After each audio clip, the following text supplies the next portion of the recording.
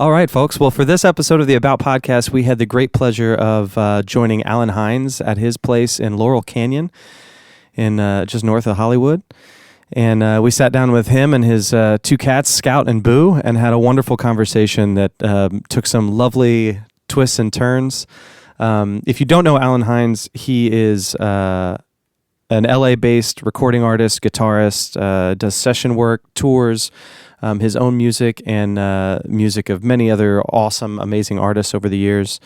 And he is kind of a personal hero of mine. He's my favorite guitar player, and we here at About Podcasts are all big fans of his music. He just released his 5th solo studio album called Fly South, and another project with a group called Wonderland Park. That CD is called Just Get In. And we sat down with him to bullshit and discuss the end of the world. Ladies and gentlemen, episode 11 of the About Podcast with Alan Hinds.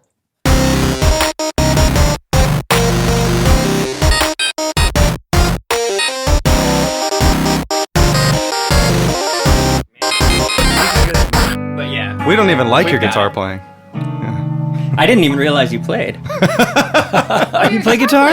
That's cool. I'm a big fan of your political Facebook work. I didn't realize you played guitar. Yeah, I'm making lots of friends wherever I go these days, man. Oh my gosh! I'm gonna get a couple of my friends wrote me, Chris Wabbage, and said, "Alan, you got to stop. You're losing fans." Yeah. But fuck them. I mean, that's what I say. I mean, even if I have different viewpoints, then why would that stop you from liking somebody or their music? You know? Right. That's right. And my comeback is always like, what would you tell John Lennon? Not that I'm John Lennon. Right. But would you ever tell John Lennon not to speak out? Right. I mean, come on, that's like who he was, and that's kind of. I mean, I feel like I gotta say something when I see something as stupid as Trump. And I don't share Michael Jackson's predilections, but I was a fan of his music. Yeah. You heard it here first, folks. true. Alan Hinds fans, he thinks he's John Lennon, and he says, fuck you. I guess. Right. That's That's the gonna moral be of the this caption on my Facebook. yeah. There we go. Alan Hinds says. Somebody tweet it. So that it can get angrily retweeted at 3 a.m. By Trump. by Trump. Yeah. I would love. It would be so refreshing to be in heated debates with fellow Americans about politics. I would love to debate the utility of social programs with somebody and have them disagree intelligently. What's alarming is the character of the person who was elected to be. It's not the politics even as much as exactly. the character. That's what I'm saying. That's what I'm saying. I mean, those kind of things will swing back whenever Right. another Exactly. The political spectrum rules will change, and don't worry, she won't poop in your bag. My cat's sniffing around over Talking there. about me? Yeah, Alan was That's just actually why pointing we at brought- Sandy Yeah. for our listeners. You don't That's know why we that. brought the And bag we to should get worry. some cat poop. Because she will. Right. Yeah, but the whole political thing, that has. I mean, as an artist, I mean, I think we have every right to speak up because we have a forum. Why not? Some guys have more of a forum than other ones. People have Facebook or blogs or they're politicians, and their viewpoint is just as important as mine is. Right. So I'm not going to stop, saying what I say. And like I say, I have a couple friends who are really conservative who write me, who, kind of calm me down some, saying that, Trump's going to be good in this way. His picks were good here and there. And then I argue back that these other picks are not that good. And the whole nuclear thing scares me because I think, what is he going to do if somebody bombs one of his casinos? Right. Which they're going to do. What's he going Right. to tweet? Or one of his golf courses, Right. It's pretty scary. I just hope, because I like Trump when I've seen him in interviews with Howard Stern. He seems like a cool guy. Right. I just wish he would show that side or tweet once a unifying message that everybody can kind of go, oh, he's got a sense of humor. Yeah. Like maybe Happy New Year without a sting on it. Yeah, Right. without, even to those who lost miserably. Yeah. Right. Man, I said, just realized that you probably have a unique viewpoint because you were overseas during... Were you overseas during the election? I was in a small room in Tokyo. So you kind of have an idea what the international view... They just Japanese are very apolitical anyway. I mean, historically, if you think back to World War II, they didn't really get involved in what Hirohito was doing because they weren't pro-Hitler. I mean, Right. they weren't Nazis. They were Right. just. I mean, most people over there just want to lead their lives. That's why their whole, the whole Japanese culture is like, you respect everybody else's you know, I mean, like you can walk down the street at 2 a.m. there with a bathrobe on. A girl can go into the bathhouse and not worry about anybody messing with her. It's just safe because they respect everybody's. And so that being said, they respect those values, but they don't care about the politics. They let the politicians kind of do what they want to do. But since everything's been kind of afforded for them, like, you know, healthcare and education and everything, they're just like a society that respects everybody on that level. And so your day-to-day life is really safe. But it's their leaders, it's like the political guys who got into all that other stuff. And by that point, it was like they were just hoping it goes well and nobody messes with them. And then they got in a little too deep. But so when I was over there, people were they were not really discussing it that in depth, and they couldn't understand why I was worried so much. But it's actually the same morning that I heard about Trump. I found out about my wife, because people have been sending me for 2 days. They said, have you seen her Facebook page? And my friends, you know, were texting back and forth, and I went on and my wife had been missing for like 2 days. Then to find out she just out of depression, and she was doing some antidepressants and drinking too, you know. But she was so bent out of shape about my daughter losing, you know, overdosing a few months before, that she had shot herself. So that morning, I got a double whammy, not only the Trump thing, and I had TV in my little hotel room. It was a beautiful hotel room, but it had no American TV. So I was kind of watching it with the sound down. I could see like they had Hillary's face and Trump's face and who was winning. And then I had a couple of my iPad, my iPhone. I could see certain websites had like a weight scale, kind of tipping the balance towards Trump. I was going, and my friends were going, "Holy fuck, Trump!" You know, which is, and it doesn't scare me that he's conservative. That's not my concern, right. Even though I wish we had a liberal in there, because I like Obama's views, and I'm a liberal. I mean, I believe in social programs, and I believe, you know, I don't mind paying extra taxes if everybody gets more, you know, stuff like that. So anyway, so that I found out in Japan, you know, it had kind of a double whammy there, and so I was like, I discovered Scotch. Whiskey. I've never been an alcohol drink. I mean, I like tequila. I've always done shots of tequila, but I've never cared about Scotch. And I came back here after Japan. Was doing a session for a guy who had no money, so he paid me in a bottle of Lefroy, I guess how you pronounce it. It's a very peaty Scotch, and it's like, wow, it's good stuff. Very whatty Scotch? Peaty. Which is like educate me. Okay, yeah. It's the peat bogs of like Scotland and Ireland. There's certain parts, like I guess further up north, that are more. There's more bogs where the rye is grown or whatever it is, and so it has a real smoky taste. Like campfire, yeah. Smell. There happens to be one right behind you in arm's reach. There's a bottle of mezcal and there's a bottle of this really peaty. Just smell it. It smells real. Yeah, it smells real smoky. Open this up, he says, and just smell right. it. Just smell it. And yeah, for listeners, we are going to put a link to this scent on our site. That's right. To the scent. Make it relevant. Nice. It's really well done. Well done. But it's really good stuff. It smells like Scotland. It smells like bark, like a bark, really woody taste, right? Right. Oh yeah. I mean, so I don't normally like. I mean, the That's smell really of light, bourbon. too. The smell of bourbon is always like freaked me out because my much. dad drank a lot of bourbon. It's just like stinky. Yeah. But this stuff is like pretty cool. It's just like a little shot of it with a Xanax. Oh man, kids, let me recommend something for you. I didn't know it was that kind of party. Yeah. You want to zoom out. Well, actually, for about a month and a half there, and still a little bit. You know, I can't sleep sometimes. I get so anxious thinking about all. I mean, I've lost a lot of people in the last 6 months. You know, the only good thing about 2016 is that I finished 2 CDs. You know. Yeah, And and they're they're great great, by the records. way. Yeah. Well, thank They you. really are. Thank you. And I got really good reviews from all the magazines, and so that's the good thing, you know. Yeah. I can, but, you know, it's like I can't really put them in perspective with my other records, but I know they're done. They're behind me, so now I'm moving on, and that's a Right. good feeling. Mm-hmm. That Man. whole feeling of progression. You just have to get it out of you, and so you can get the next thing. Yeah. going, Man, the newest record, the one that Wonderland Park. when we were on tour, Josh threw it on in the car, and I was like, "Shit, man, this is like something me and my dad used to listen to or something." Like it hit me. It's so melodic. Like a Grateful Dead thing. It was like Well, the Wonderland Park or Fly South. whichever.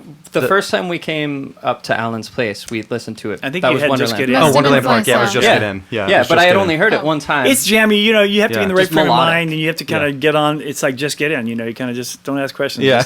You kind of just like listen to it, and kind of it goes places, you know. Yeah. I think. I mean, there's some things I wish I would have done. I wish we would have recorded it a little bit differently. We only recorded like 2 nights, and I wish we would have recorded about a week to take the best things. I ended up like splicing together some things, and you can kind of hear my bad editing, but still you hear the liveness of it in there, and that's what's really fun. And everybody's so busy with other projects, we haven't even tried to book that band at all. We just have it out there, yeah. So you don't ever perform with that configuration? No, we did one baked potato gig, and it was kind of a disaster just because Peter didn't know how to mic up the bass guitar very well, and Was he playing upright? yeah, Yeah. it's kind of He plays. hard to get the Yeah, volume do some out there. Yeah, that it is. And Peter It is does, a sound man's nightmare. as great as Peter is, he doesn't really play ever because he does, that's not his job. His job is making cartoons. Oh, really? Oh, that's right. He does stuff with like Well- Disney or. He works for, I think he works for Pixar. What's the big animation thing? DreamWorks? DreamWorks? Pixar? DreamWorks right now, yeah. Yeah. Okay. He's Okay. doing I think it's called Captain Underpants.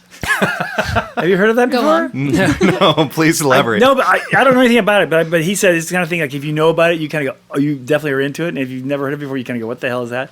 But it's like a thing on some station someplace. I don't know. Okay. I really don't know. But he's like We'll look it he up. did Pinky and the Brain and Animaniacs Oh, and cool. all those. No kidding. He has like Are you sure that this isn't some kind of like Xanax dream hallucination? Maybe hallucination I'm having? Captain Underpants. No, With that backdrop, Yeah, it's right. so funny. Exactly. Woo! That's my screensaver is my train of thought right now. No, that's how Peter. That's how he made his living. He joined the Groundling Theater back in the 80s, and so he went really quick from being one of their regulars to like writing their stuff. The improv. Yeah, the improv thing, and he got Yeah. discovered back then in the 80s after he'd been doing gigs with me for like $60 a night someplace, and they said, "Well, we can start you off writing on Nickelodeon back then." He said, "We can only pay you like $2,800 a week." And he goes, "Okay, I guess I can work that out." We were busy making $60 at some Filipino restaurant downtown. Yeah. So he went that route, of course, and ended up being really successful. I mean, he did Darkwing Duck and Tiny Toons. Oh, nice. Animaniacs. Wow. This was like That's we grew up our with this child. shit. Yeah. He was one of the. He wasn't the executive producer on those. He was just one of the writers, staff writers, and he actually did a lot of the music. Then he ended up writing stuff for Animaniacs. Wow. So he was actually one of the writers, and he ended up producing that. Then he got his own. He did Country Bears, the movie, and then he created Pinky and the Brain. That's Is his thing. So cool. he's That's got like amazing. He's got, like, Did he do the theme? You said he did music. Did he do? I don't think he and did the thing for that. I don't know. Oh. I haven't asked him that, but I know he's got like 7 Emmys at home.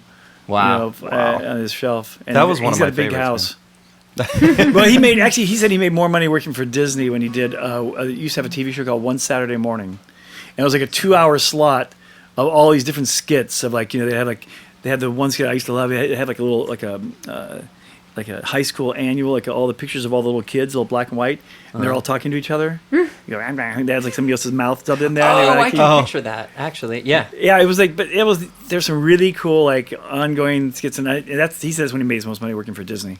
Of course, they had all that Disney money. That's Yeah. cool. But that show was on ABC Saturday mornings called One Saturday Morning. That was for 2 or 3 years. Man, what a cool story. And now he does what?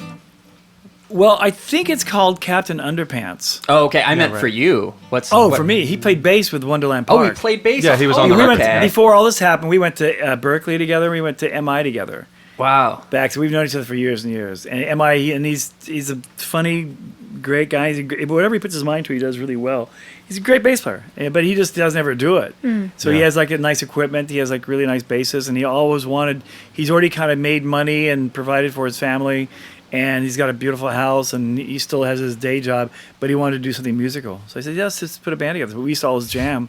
So we just wrote all the songs that we wrote, like in just over a course of about a year, I guess. And we'd go over to his house and scratch something down. There was our new song. That's cool. And Man. Yeah. got together and recorded it like in 2 days. I wish we would have spent more time recording, but it was great. Yeah. I think it's got some good moments on it. And every now and then I have somebody write me saying, "Man, the third track, man, your solo is like, oh, cool." So, I mean, somebody out there is listening, Yeah. But we haven't really tried to advertise that at all. I mean, Fly South, which is more of my personal thing. I've sent out stuff to magazines, and I've gotten a lot of press that way. But we haven't really pushed Wonderland Park on too many people. Are you planning to? Well, Peter is working on a video, like a promotional video for it, which will help. We have enough songs to do another CD. At some point, we'll record another one, and the drummer, Chris Wabich, is, man, this guy plays with all these different bands, and he's always on tour around the world. So he's trying to hook up like a tour of that band just to play these little artsy clubs or whatever and play to our 14 people here and there. 14 rabid people. Yeah, That's right. 13 more than us. Usually Sandy's mom. Number one fan. The Fly South is beautiful too. It's, man, I probably have, if it were vinyl, Joni would be scratched out.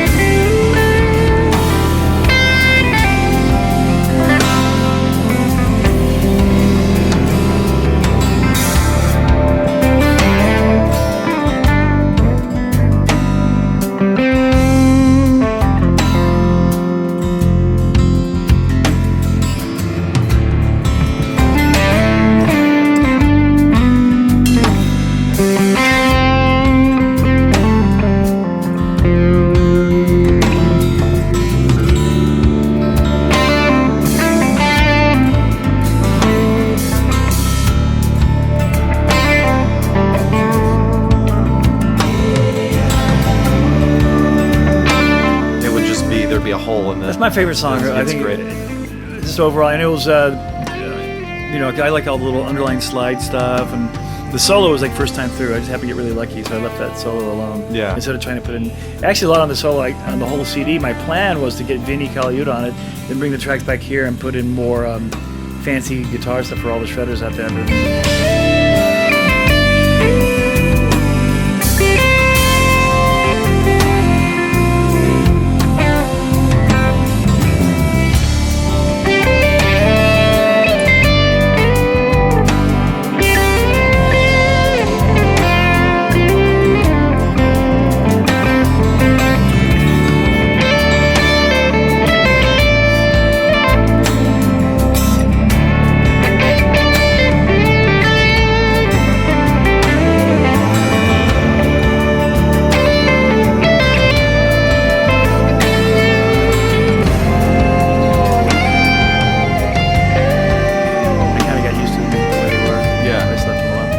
That's actually fun. That reminded me of, so I saw a pop-up on YouTube. I don't know how long they've been putting out these Throwback Thursday videos or whatever, and one popped up of you in like 95 oh my gosh. Or something. With Carl Verheyen? Yeah, Oh, totally, back then. totally fusioned out, and you had the digital rack thing with the powered speakers and all that stuff. The And a short real black silk hair? Yeah, Shirt. yeah, when I yeah. was young? You Oh. kind of look like, I was telling them, you look like the Cobra Kai second in command from the Karate. What? Who? What's that dude's name? I don't know. Was he the first to get the dude with the slick back black hair from the Karate Kid movies? Oh, yeah. The bad guy. It was great. He had like a silk shirt on or something. Did I have a? Yeah, oh, that's probably right. Did I have a goatee? Did you have the urge to sweep his No. neck? Yeah, no, Because I don't remember. Somebody sent me a picture of me when I was playing. I had a goatee for like 6 months, and it was on my driver's license for like the next 10 years. So I wouldn't go down and you redo it. Redo the picture. I'd just say, I just feel it on the mail. But somebody sent me a picture of me playing with David Cassidy. You know who David Cassidy was? Yeah. Mm-hmm. His father and mother, what was her name? Shirley. Oh, you would recognize she was like a TV celebrity. Her father was Jack Cassidy, who was an actor on TV back in the 60s and 70s. Had this really kind of evil, like smile, kind of like a like a Snidely Whiplash smile. And his mother was Shirley, not Mike Klein, Shirley. I can see her face. Anyway, he had one hit. He was a childhood, back in the 70s, a pinup boy. He had a shag haircut, real pretty boy. Mm-hmm. And he had one song called "I Think I Love You." Yeah. But it's like, well. So I remember running rehearsals one time. Anyway, somebody sent me a picture recently with my jet black hair and my goatee that I remember dying because it was already gray then. Anyway, just terrible look. But you had to live with it because it was on your driver's license. That's right. I did for too long. But I remember doing that gig with him. I remember being in rehearsal with him, and the song it's a little corny, right? It's kind of dated and corny sounding. And we were in rehearsal, and he came up to me and kind of sidled up next to me, next to the coffee machine, and says, "Alan, I've just played this song so many times," and I thought he was getting ready to say, "I just hate it. I've heard it so many times." And I was getting ready to say that for him. I was getting ready to go, "God, I know, man, it's driving me crazy playing this song." And then he goes, "But it's just such a good song." Oh, damn. And I just kind of went, I'm so glad I didn't say anything. That's awesome. It was just one of those gigs. Do you feel like people would have dressed less stupid and made less weirder choices had YouTube always existed? Oh man. Does that stop us from It's doing all some stupid shit to now, look do you dumb? think? I don't know. I heard somebody, I think it might have been John Mayer or some celebrity musician saying something about how YouTube has changed how you can approach a performance, because you can't ever think of, no one's ever going to see this. Like, it's all someone with a phone is going to put it up. But I don't know. I don't know. I don't know I if have that mixed feelings matters. about it too. I guess it can go either way. I let anything go. I have some friends like Scott Henderson and friends who will, if he sees a performance that he didn't play very well on, he'll go take it down. Really? I don't care. I just I leave everything up there, which is I figured if I suck, I suck, and that's Right. Hopefully people. Well, that's probably. I should maybe take him down, because that's somebody's first impression. That's the impression they're always going to have of me. It was like one of my stinky nights, I don't know. I have a friend, Wesley Strick, who is a screenwriter, also a friend of Peter's. And this guy, we used to work for Cream Magazine and Circus Magazine back in the 70s and 80s, when he was like 18, writing. And he was the first guy to report on to do a interview with Led Zeppelin when they first came over here in 72, I guess, or 73, whenever they did their first tour here. And he said it's an interesting story, because they flew him to Chicago. He was living in New York at the time, I think, and they flew him to Chicago, and he got to go up and meet Jimmy Page up in the hotel room. So his manager was walking him in the lobby and says, "Okay, look, when you go up with Jimmy, just he's kind of strung out right now. So if he asks you to go score him some shit, don't do it." And Wesley said, and Wesley was like only 18 years old. He's like nervous. He goes, "Okay." Again, he went up there and he said Jimmy Page was the nicest guy in the world. He walked in, he had like lava lamps and incense and all the windows drawn and everything. But he said he was totally cool and very communicative and very good sense of humor, really cool. And that night they went to the gig. He said it was interesting back then in Chicago. They like shut down all the lights and had this big caravan of limousines going through Chicago to wherever the venue was that they performed. And they get there and he's in the press thing in the front. And Jimmy Page comes out, and after the third song he collapses into a straight chair. They brought out a chair for him. He sat down. They had to stop the concert because he couldn't finish. And they came out then and they said, "Look, you guys are all invited. We'll fly you for free to Detroit tomorrow with our next gig." He goes, "He's just a little under the weather." And they said, if that would have happened now, there would have been Oh, yeah. there would have been people filming right. everything. Yeah, people would be speculating. And of course, Yeah. Wesley said, "Man, if I would have scored him some shit, he would have been okay."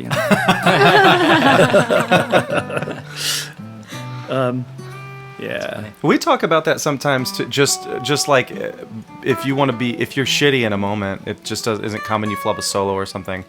Like, the two things are, one, trusting that whatever musically is in you comes through. Whatever your musicality is, Right. it doesn't matter if you hit the note right or. And then the other thing is, like, everything that you do is just a snapshot of where you were at that time. So as soon as it's recorded, you're like, well, that's where I was then, and now I'm here. I've personally, sat next to Robin Ford and when he used to teach at MI, and I've heard him suck. Right. What? And I've heard like recordings of like Larry Carlton in the studio, outtakes of stuff that he did that were like totally terrible. Right. And we've all heard the Hendrix tapes, some of the tapes of him where he's so out of tune and so bad that if you only heard that, but the good overrides all that. I think because we all know by the good moments what they can do. Right. Right. And so the other stuff just kind of makes them human to me. Yeah. So as much as I, Well, yeah, if you're never making mistakes, then you're never taking risks. You're never seeing what you can do. Yeah. You're just or you're just really playing good. it safe. Or you're fucking Joshua Taylor over And there here. are some kids that I see come along. There's a couple. This last summer at MI, there was a kid there from Israel named Omer, 16 years old, just friggin' blazing. He could do anything Kurt Rosenman could do, play over any chord changes, but he was really into neo-soul, so he's into real funky, scratchy stuff like the Adam Hawley stuff or whatever, and this kid was great. And I was going, there's nothing he can't do very well, And so there's that point. I mean, did he always play with the best tone or with the most soul? Probably not, because he's only 16, he hasn't really lived life enough. But his technique There's some kids coming along now that learn on YouTube, and so they just learn all the Right. exact. Their time is great. Their ideas are advanced, and they've just. It's pretty amazing. Man, I know you said that you don't typically watch your YouTube videos, but I found something really surprising. It seems like the YouTube videos or whatever videos that get the most traction for us are always some night when I can remember so clearly being like, fuck this gig, this like the sound's bad, or I felt like we weren't in the pocket, and then I see it and I'm almost always pleasantly surprised. Yeah. Well, the whole Just Get In record that you liked is like, I remember when we got through recording, I went, fuck, this is like the worst night we could have recorded. Yeah. Of all the other days we had that we were inspired and we were all so happy afterwards and slapping the high five, this is like the worst. Right. And then we listened to it, I put it down, got away from it for a few months, and it was like, oh, it's okay, Yeah. I guess it's always that way. It's like hearing your voice too. I mean, I can't stand hearing my voice on the recorder. I'm never going to listen to this. This is no way. So we can do whatever we want. Yeah. Right. We're gonna auto-tune me. we're gonna cut some stuff together of him saying some shit he really wouldn't want to be heard saying. Exactly. Probably already have to. And then we're gonna fight you on Facebook, and we're gonna be posting these fabricated audio clips. Really? Because on January 10th you said this. Right.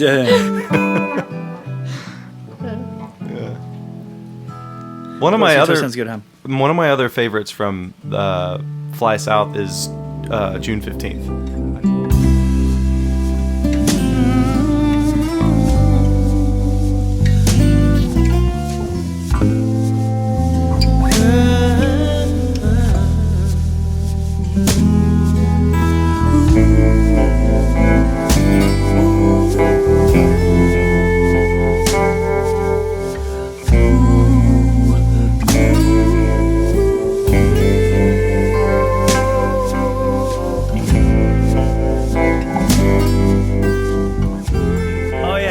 Max Ann is so beautiful on there. Is that? Yeah, I was like crying like a baby in the studio when she Yeah. was like singing that because she kind of we've been good friends, so she knew what I was going through.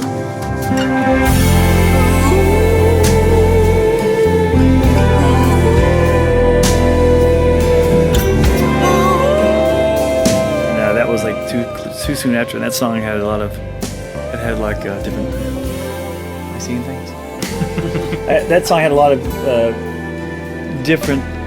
I mean, it had a lot of different reasons for me to be upset. Not only my daughter, but that song I had written with an old girlfriend I had broken up with too. So it was like a lot of double whammies. Yeah. A lot of crazy shit this year. But thank you. Yeah, that's cool. I mean, there's not a guitar solo in that. No, it's just at a all. beautiful composition. It's just a acoustic guitar. Yeah. So how did you end up meeting Max Ann and working with her? Well, Max Ann and I both used to tour with Bobby Caldwell, who was the guy who wrote Oh, really? You won't do it for love. Mm-hmm. Yeah. And he actually wrote a lot of songs. Heart of Mine for Oh Heart of Mine for Peter Cetera in Chicago. Next Time I Fall in No Love. kidding. Yeah. That's He Bobby. wrote that song. He wrote All or Nothing at All. All or Nothing at All. I mean, old stuff from the Wow. really good, classy stuff with really cool, sophisticated chord changes. But he always had this really sophisticated band behind him. And when I first joined him, it was Jimmy Haslip on bass from the Yellow Jackets, and he had 3 background singers. And Max wasn't on that tour, but she was on. I toured with him for like 3 years, so there was like she was on a few other tours. And I used to see her, and we just always got along. She's got a great sense of humor. She's real sarcastic, and she's got stories to tell, Oh, man. I bet. But, meeting Hendrix and seeing James Brown for the first time and being on the road with Ike and Tina Turner. She was one of the Ikettes back in the, being the Deep South. And then, like playing Dothan, Alabama. And they shut the concert down.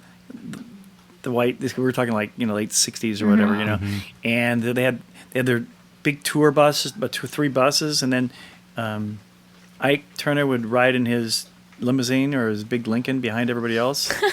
So they're driving down the other side, it's pouring down rain. The state troopers, about 20 cars show up, stop the buses, and get them all out in the rain. And then Ike gets on and says, "What's going on here?" And they hit him in the chest and knocked him down on the pavement. He's laying there in the rain. And then, Max Ann said something, and they put a gun against her face, that kind of stuff. You know, Wow. she has memories of that time. You know, we think it's going to be bad under Trump. How bad it was for the black people back then in America, as far as civil liberties go. Yeah. So that's why I kind of have faith that that part will be okay. I just don't want to get blown up in a nuclear bomb. Right. Because if I live up here, I'm okay. Maybe I'll do the downwinds will send all the radiation to Inglewood or Although if he declares to Orange County, I hope. if he officially declares war on the liberal media or something, you're right in the heart of it, man. It sure makes you feel dumb for any time we've ever bitched about like being at a restaurant or bar gig and people just weren't listening as much as we'd like. Right. Like, no one put a shotgun to my head. Or, Right. Right. Yeah. Yeah, and she's got some other stories. She told me one story about when she used to work with a guy named Buddy Miles. You know, Buddy Miles was the drummer for Jimi Hendrix. And After the experience, what was that? Band of Gypsies. Band of Gypsies. Yeah. Yeah, but he had his own thing happening too. So she was actually touring with him on the road, and Jimi Hendrix was opening up for them. I think is what the deal was. So she was like really young. She was like 20 years old, and she was very thin and beautiful. She's still beautiful to me, but she was. She said she was backstage, and she said she could see. She remembers her memories of Jimi Hendrix, and she could see his silhouette, him warming up on his guitar with his hat with a big feather on it. He's kind of warming up like that. And they introduce him to Jimi Hendrix. He walks by and he sees her in the shower. And he goes, "What's your name?" Like that. And she goes, "Max." And so he leans over and gives her a big kiss, and then goes on stage. Now, how cool is That that? is so cool. That's really cool. What a great memory that would be. No, we just clicked really well. We all, she gets it. Whenever I'm having one of my nights where I'm like connecting with whatever I connect with, and it's actually kind of channeling through and it's feeling good, and the audience is into it, she really gets it. Yeah. And she's if you ever see us play with the Cookies together, she's like scats with me, and when we play off each other a whole lot. That's awesome. That's really, cool. Yeah, it's really cool. Yeah. It's cool to have that kind of synergy with the vocalist too, because there's not that. Sometimes there can be like a stepping on or rivalry thing with a vocalist and a guitar player, but yeah, it's nice to have a. Yeah, totally. But our band's that band is different. It's not like we're not presenting it like a pop group either. If we were, we'd have keyboard player. Then we tried a couple times with keyboard players. Then we just sound like a real sloppy top 40 band. Right. As a trio, I can do whatever I want to do. Right. So, but I'm real conscious of what she sings. I mean, because I worked with enough singers to know not to to practice while she's singing a verse.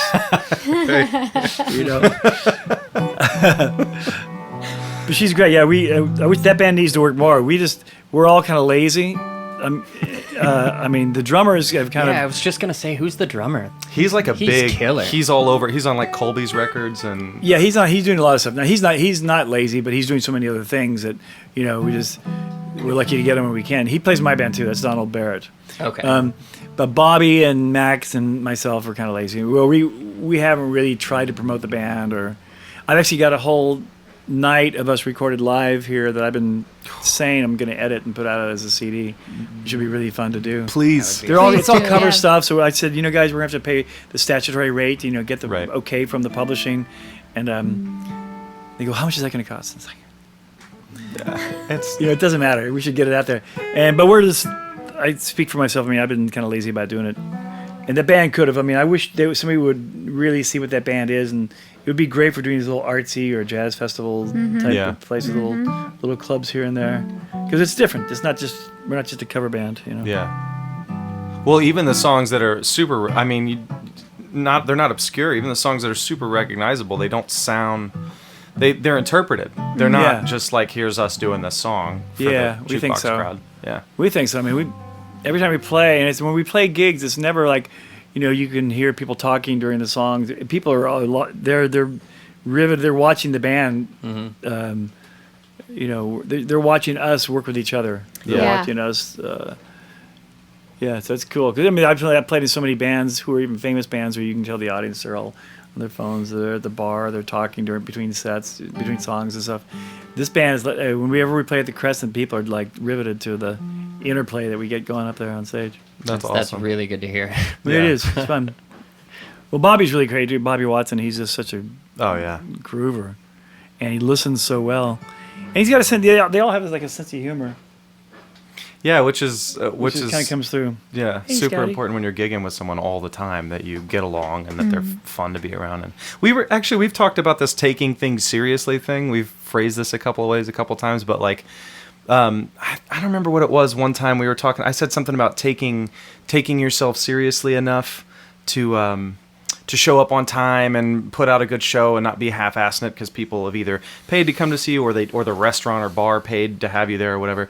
And you said, well, that's not even taking yourself seriously. That's taking them seriously. Right. But if you can take yourself not so seriously and be an easy person to be around and be funny and fun and loose, but just take the people that are there to see you play seriously. That's kind of the opposite of. It takes a lot of. Some people need. It takes a lot of character. It takes a lot of being humbled, and I think that has a lot to do with it. I have a feeling when I see people who are like write me so angrily on Facebook over a political thing I think there's got to be something. Why are they so mad? There's something else that happened in their life that makes them so angry against anything that's liberal or that's different than the way they think about things. Because I don't get that mad about their things. I mean, I worry about the world getting blown up, but I have enough. I mean, if somebody doesn't believe in abortion, that's okay. I respect that totally. Right. I get that. I can see where they, after a certain amount of time, it's a baby that could. I can see. I don't agree with it, but I can see your point. On Right. that, and that's cool. There's no reason why we can't talk about it. But these guys get really angry, and it's something about themselves they're taking too seriously Right. or Yeah. too literally, or Well, like you could have a conversation about anything Yeah. right. It if could it's going to be a anything. conversation. If it's going to be a conversation. Right. People displace a lot of their frustrations on whoever they're talking at in the moment. Yeah, but I think a lot of it. I think a lot of it is like like I'm gonna refer to some friends I have in Alabama that are not really don't understand a lot of things, why their life didn't turn out the way it should have been, and so they can't figure it out. So they take more literal things to believe in, like the Bible, or things to kind of cover up. So that's black and white. Okay, I don't have to sit here and worry myself. Why do I feel this way? Why am I attracted to this man or whatever? Man saying it. Right. And and instead of him freaking out with that because he knows it's a social faux pas, and then he goes to the Bible and he totally says, okay, it says here not to do this, so there's no way I'm going to do it. I'm totally against it. And it's just like that's. I think all those kind of insecurities and psychological things are really at play, especially when you get like, I hate to say it, but dumbing up of the masses, which I think there's a lot of when you get into rural areas of the United States, because they don't have to go to school, they don't have to read a lot of books. A lot of them do. I mean, I have a lot of really brilliant and beautiful people who live down south, but a lot of people down there also, all they do is sit and play their Xbox and watch football and eat really bad food. Right. And they're happy with that. They don't question the things in the world that you would want them to. They've never finished a book. I don't think my little sister's ever finished a book. People don't want to hear this. But I just think there's a lot of people like her, and I have a feeling Donald Trump's. I don't get the impression, if you ask him what books were his favorite, that he'd be able to get any list. Right. I'm not completely sure that he's read Art of the Deal. No, I mean, he didn't write it. I'm sure he had somebody else write it for him too. He has other people read things and then like give him the dummy version, and The- then be the like, and here's Cliff how you Notes? should feel about it. Yeah, Yeah. exactly. Well, they said, I mean, there was a girl the other day who was from the National Enquirer who was talking about it because she's worked with him and known him. And a lot of people actually who know him around New York, some people say he's actually okay to be around. He's he's easy to make them laugh. He's got a sense of humor. And of course, he hasn't shown it. I don't know why. Right. But they say he actually reads. This one girl, I mean, I saw the newscast twice. She said that he reads the newspapers every day, which is just. Well, what are you listening to right now? What's your latest record you're into? Or I was in Japan. I heard the new Brad Mehldau album. Okay. You know who Brad Mehldau is? He's a jazz keyboard player who's done a lot of joint projects with other people who are not jazz. He's like one of those kind of like Bill Frisell guys who pops up on a Grateful Dead record or whatever, pops up on somebody else's record when you least expect it. But he's like a straight ahead jazzer. But he's a young generation, 35-year-old guy who's just doing really heavy stuff. He's a piano player, and he has a new record that's very electronic, very. I can play part of it for you. So just you get a vibe. Sweet. And so he's cool. This guy named Scott Kinsey who lives here in town, who I like a lot. He gave me a CD last week, and I was listening to that. I still like Knower. I was listening to Neil Young the other day, and it totally takes me back. I mean, I grew up in those days, so I don't. So it's like more than just being a good song. It's Rycooter stuff, you know. So I'm all over the place. I'm a mess. I can't really stick with any one thing because this shit still sounds so great to me. So cool sounding. Yeah, that's awesome. That's awesome. Down in Hollywood, the Chaka Khan singing. Oh, that kind of shit's hilarious. That's cool. Yeah, that's really cool stuff. So I don't know. My next stuff is going to be a combination between Rycooter and Weather Report. That'll be interesting. That's cool. Is there anything you want to plug? Yeah, this can be Any tasty this lick can be you the wanna do first to- time that you push the new album. Yeah. Since you haven't, this can be it. Sell a million records Right. right now. Exactly. Well, you never know. Well, I mean, I kind of do. I got my 2 records out. They're still relatively new. You know, they're only a few months old. I guess June, July. Yeah, only a few months old. I'll be saying that for another 6 months, right? They're new.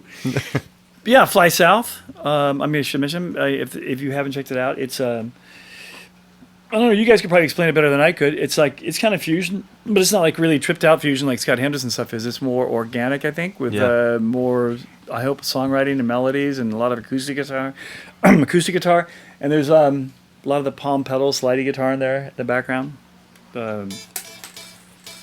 You know, songs like with Genevieve singing. Oh yeah. There's a lot.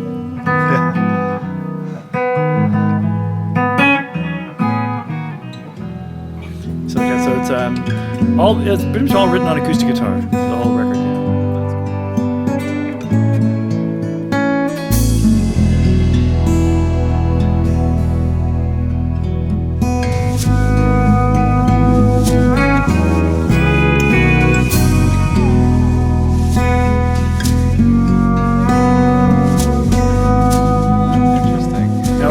A lot of them are in the key of D or D flat. I like to tune with the whole guitar tuned down a half step. Yeah. So it always sounds a little fresher.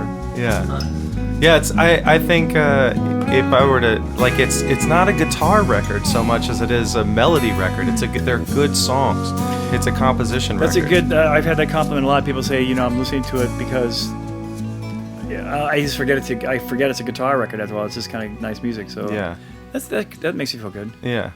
I've already done enough CDs where I shredded a lot on them. Right. Yeah. And I think the tone on the record it's my favorite of any of the records you put out. The sound, sonically, the soundscape and the guitar tone and everything. People say is that too, and really the drums warm. sound great. Of course, Vinny Colaiuta is even if you're a drummer and the album's worth buying, just because Vinny's great on it. Just as a reference for your engineer, as a drummer, What's that? for a drum sound. Oh, yeah. yeah. Right. Actually, you know, my friend Ernesto Holmeyer and I mixed everything here at the house. Really? That's Yeah. awesome. Oh, I Wow. didn't know that. Yeah. With, I was sitting here going, "That's too loud." I was sitting here drinking. That's too loud. That's too loud, goddamn. And then he was, but he was like, you know, doing all this subgrouping and putting things, you know, dual compression, all that kind of stuff that I don't know how to do.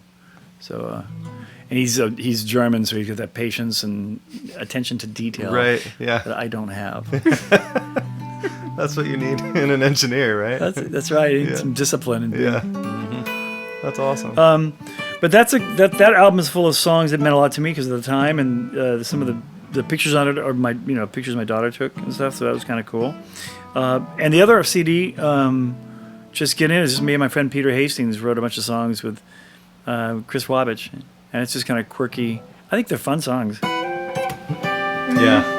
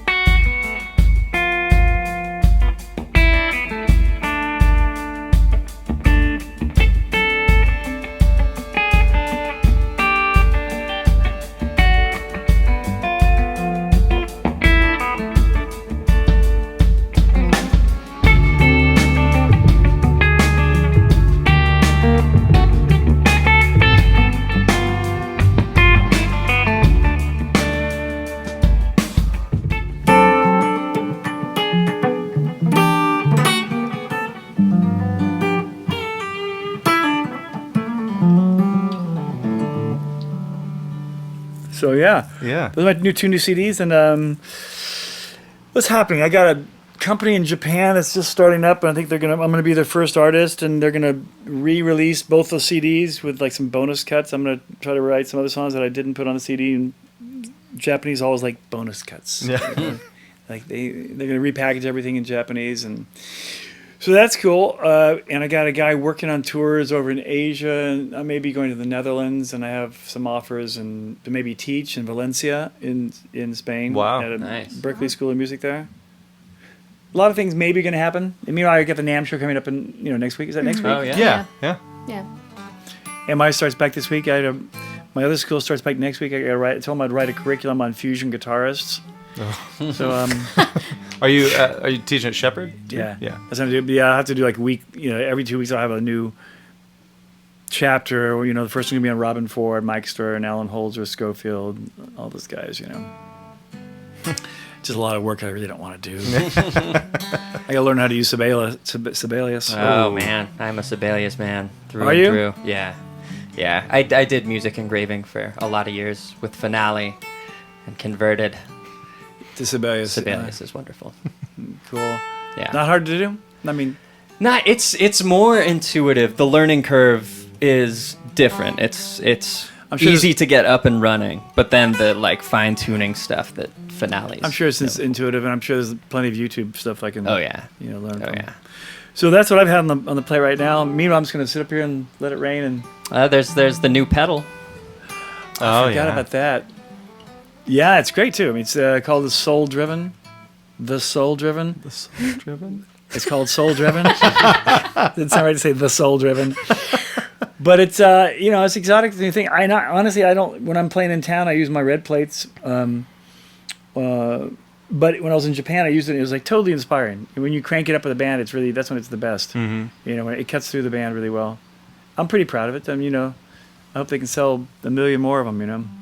That's a great pedal. Thank you.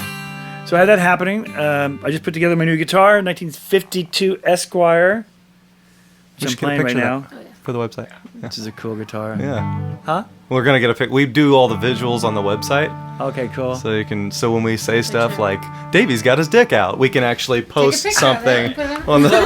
We typically just use any of the any picture of We have me. the existing dick pics. Pretty much.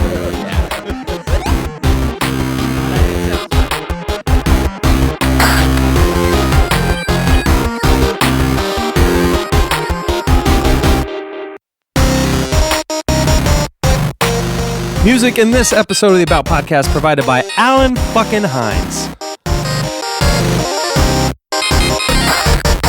I'm never going to listen to this, This is no way.